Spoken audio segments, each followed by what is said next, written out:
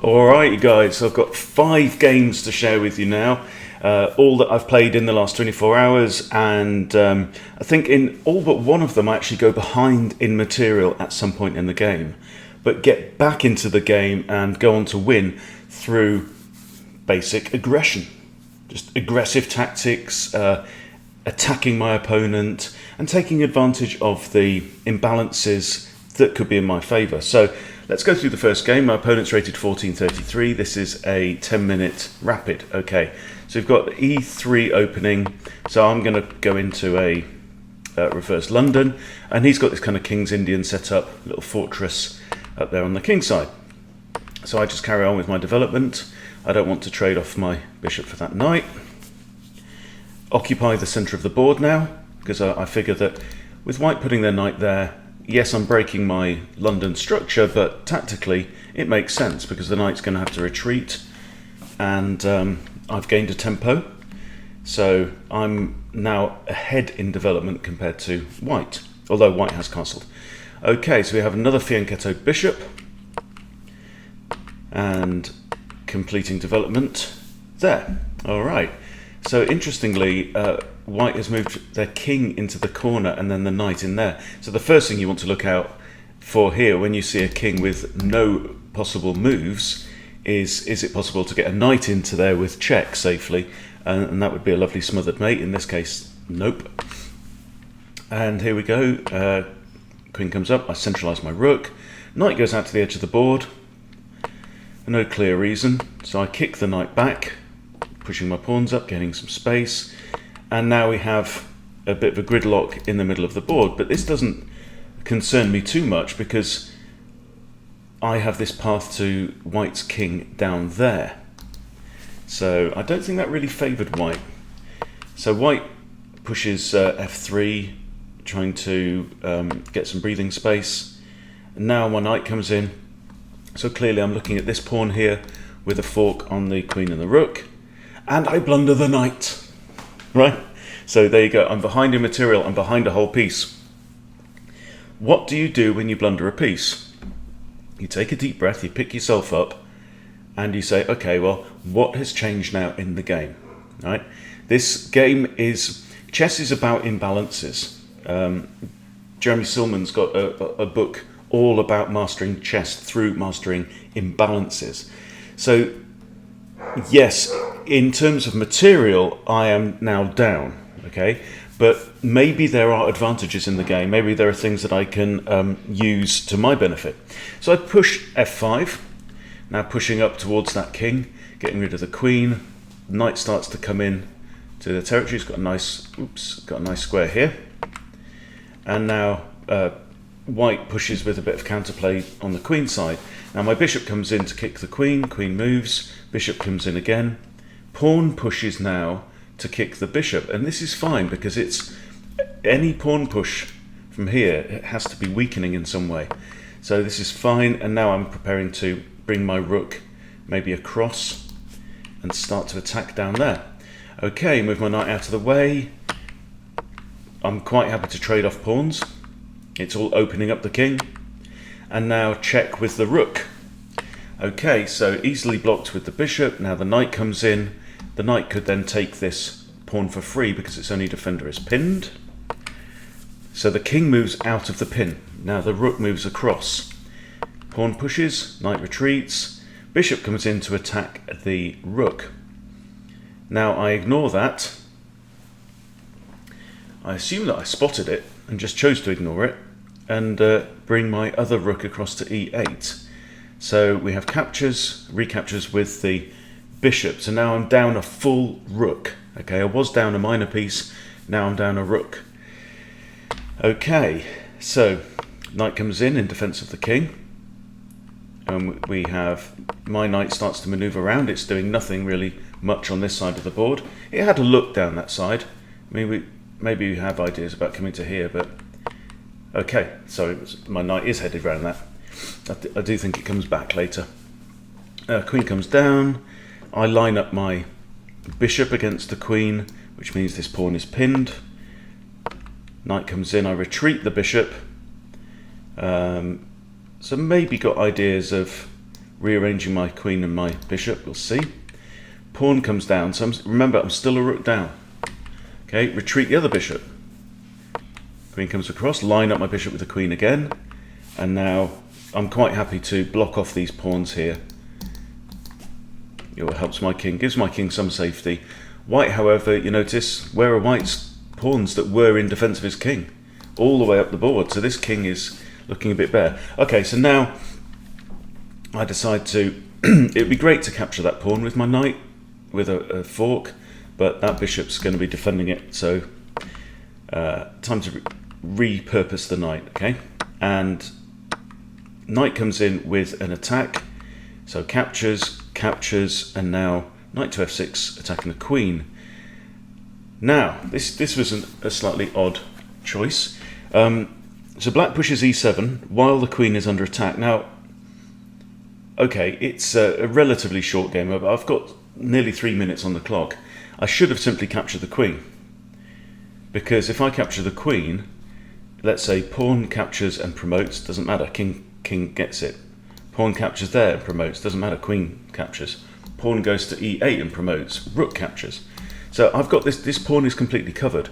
I should have just captured the queen at that point. Instead I capture the pawn on e7, thinking that it's a threat. Now the queen comes in with check, bishop moves, connecting the rooks. I've now got two pieces lined up against this knight. So the knight then comes in to join the party, and now I drop my bishop into h2. Okay, so what I would like to do would be to drop my queen there, and that would be not quite checkmate, but getting close. I can't right now because that square is covered by the knight. So rook comes across, now I attack the queen, blocks, and I think this is a poor choice of move because I can just capture with the rook. And now the queen comes back and now the bishop escapes. So I've pretty much regained my material at this point. Rook across, knight plugs the hole down there. This is all fine. Now I'm going to lift my rook. I'm aiming at this pawn. Rook moves back. I grab the pawn with check. Okay.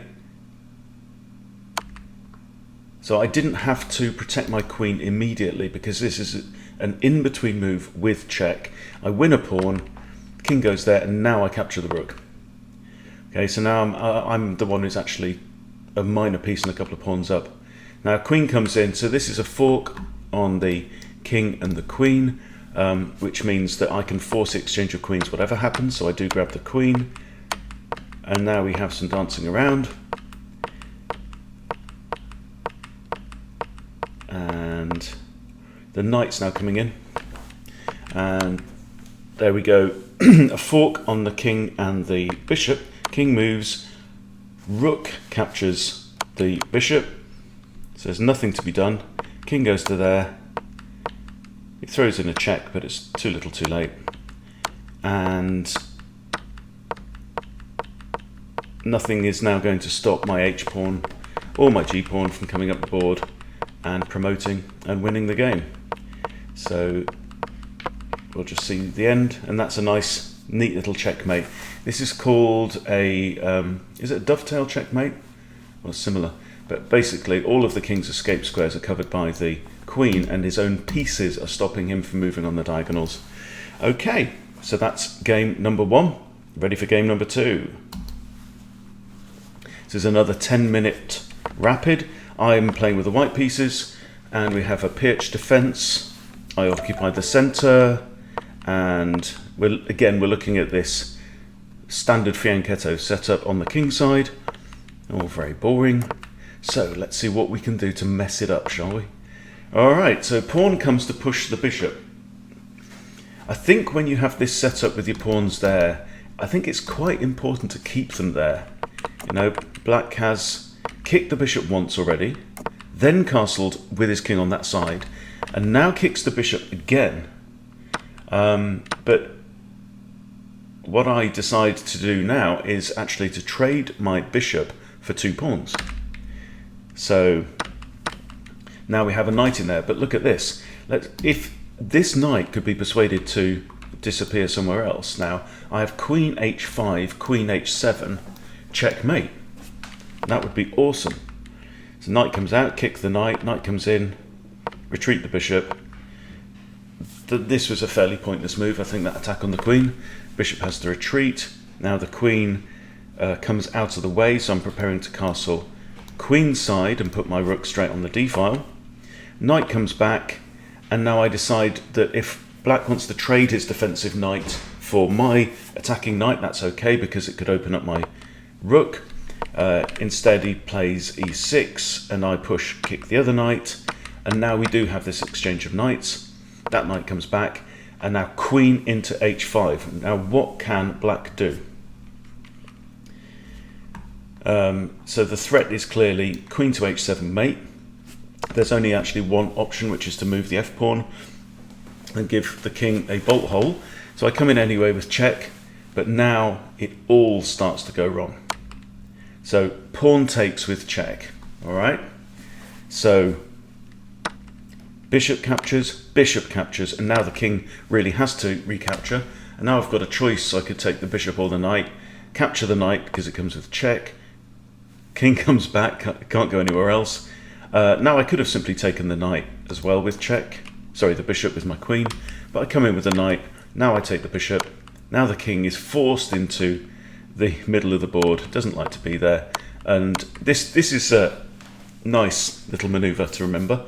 A pawn fork comes out hitting my queen and my knight. Now some people would automatically then go into, oh no, I'm going to lose a piece. But always take time to check. Can I move one of my pieces with check? Yes, I can. Knight to d5, hits the king, comes with check, and now when the king has to move, now my queen moves. Okay, knight's protected by a pawn, and we have check there. There's only one actual move because the king can't stay on that diagonal, can't go there or there, right? So the only option is to block. Pawn to there and queen to there.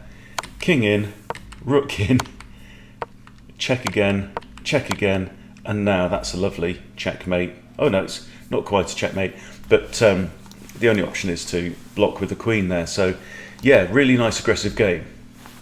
Let's move on to game 3. All right, now I'm playing another 1400 player, 10-minute rapid, and I've got the black pieces. So I have a queen's pawn, and I start going to my black lion. Knight to f6. It looks like they're playing a London. And now e5. Takes, bishop retreats. Check. You can see what kind of mood I was in this morning. Right? Bishop retreats. This pawn push here has removed a square from that knight. Okay, centralize my rook. And now, actually, they've trapped my bishop. Okay, so I should have seen after this move, that a4 move, right, with this pawn already advanced up there, I should have spotted this pattern, okay, and moved my bishop or moved my c-pawn to get an escape, okay. But as it is, there, I've only got one square to go to, and now there are no squares because all these pawns are on dark squares, right. So my bishop is about to fall. So I capture on e3, I take out a central pawn, and give white an isolated pawn on the e-file and slightly open up that king side. So if you look at the board, yes, I'm a piece down, right, for a pawn, but I'm castled. I've got a centralized rook already, and white's pawn structure is not looking healthy. So we have queen to e7. Now the king starts to run away into the corner. I put fianchetto my light squared bishop, attacking this rook here, and white decides to block with his bishop. Okay, so now I come in with check, and now the queen comes in. So the queen is now threatening this pawn on e3. So it's all starting to look very precarious now. Now my queen comes across to f5, and clearly I'm now threatening queen to f7, which would be mate.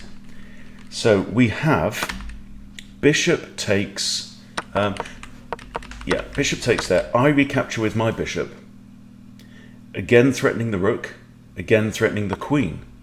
And we have a counter-attack with the pawn. Now, this is one of those times in the game where you have to take very special care to evaluate all your options.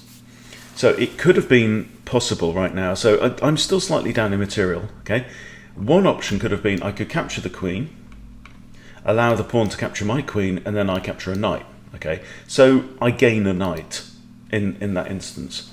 But that isn't the most evil option, because I was able to find something slightly more evil, which was queen to f3, and now I'm threatening queen g2 or queen h1, checkmate. In fact, queen g2 would be checkmate, queen h1. If I go to here, the king can come here.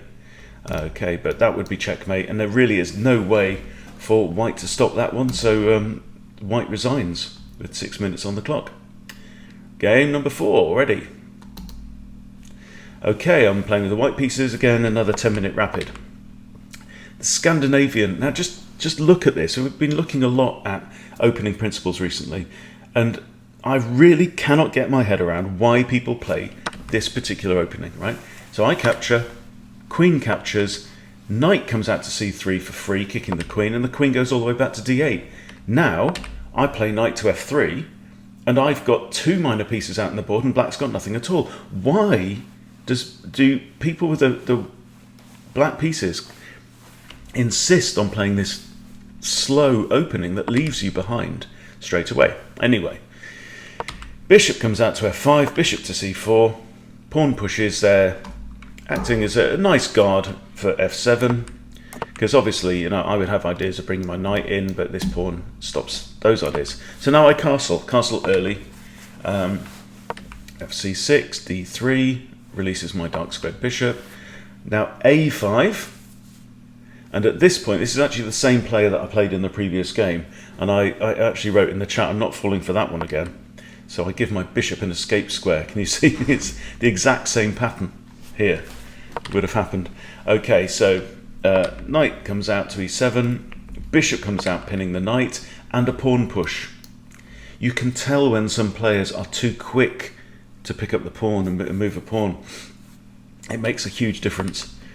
Pawn moves are important moves. They are momentous. They should not be taken lightly. Okay, bishop runs away, knight now comes in, and now I decide to capture the knight with my light squared bishop, and the reason is that black has some pawns on the light squares around the middle of the board, and I just figured that my light squared bishop doesn't have many opportunities at this point in time. It can't go there, it can't go there, and the only way is really backwards, which is, it's arguable, there's a case to be made, but I figured that if takes, black's kind of slightly loose pawn structure is now starting to show. Also, black hasn't castled, so we want to take advantage of that fact if we can. So I decide to reroute my knight round towards the king's side, because there's no way black's going to be castling on the queen side. Okay, bishop moves, preparing to castle. I now attack the bishop. Bishop retreats. Okay, so I'm trying, if I can, to stop black from castling with pressure. And now attack the bishop again. Bishop retreats again. Now my queen comes in. Okay, so I'm threatening just to capture this pawn outright, and black decides to move the rook. And that means that king can't castle. So it's slightly unusual choice of move there, but there we go. Okay, so now I push a pawn, we push a pawn, queen retreats, and I blunder a piece. In fact, it wasn't a blunder. I mean, this was a good move by my opponent. This is a discovered double attack. So the pawn moves to there, attacking the queen, with a discovery from the bishop against the knight. So I guess you could call it a blunder. So, but simply down a piece. I can't recapture the bishop. So I bring my queen in with check, and again, familiar scenario, I'm down a piece. What can I make of this game? Now we have bishop takes the other knight. Maybe not a great move by black, because black's still got these light squared bishops, light squared pawns, and this bishop has the full run of the board, whereas this bishop has very few options in the game. So he's just given up his better bishop. Bishop moves there. I move my bishop to f4 in order to prevent this pawn moving forward. It suits me to keep pawns on the light squares right now. I have a dark square bishop. Okay, knight comes out, rook across to e1. And now I start pushing pawns up on the queen side. So black has indeed actually castled on the queen side, which he said he wouldn't do. Okay, and now black grabs a pawn. I push.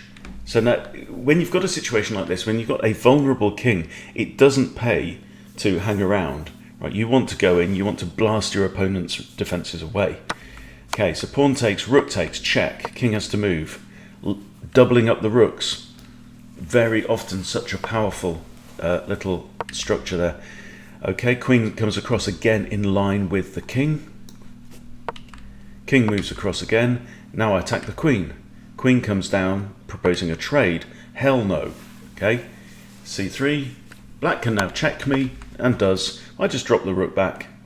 I'm fine here. And now the queen comes in again, proposing an exchange. No. Queen to f2. And now black grabs another pawn, but this game isn't about pawns. This game is about that king and killing that king. Okay, bishop comes back now, attacking the rook. Rook moves to counterattack the bishops. Now we've got two attackers, one defender on the bishop. So rook to e1 defends the bishop the second time. And we have rook takes. So he's just given up the exchange there. Don't know if that was a miscalculation or what, because this is not helpful. Rook just goes back to e1. So I think that was a miscalculation by my opponent. Now we line up the rooks again. Bishop comes to the back rank. Now I move my king off this dark squared diagonal. My king could actually find pretty good safety in his little corner of pawns there. Queen comes across, rook drops back. So just some maneuvering now. And now queen comes there. Now what I'm doing here, can you see the reason why the queen moved there is because I'm preparing a discovered check. So, you know, for example, I could grab the knight, and then the queen can't block because I just capture it with the queen, the knight's gone, for example. So king moves back there and boom, there we go. He didn't spot the reason why I made that move. You have to say to yourself, why did my opponent make that move?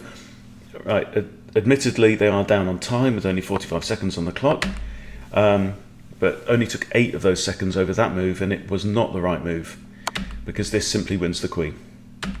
Okay, and my opponent resigns. Okay, ready for game number 5, and this is a quick one.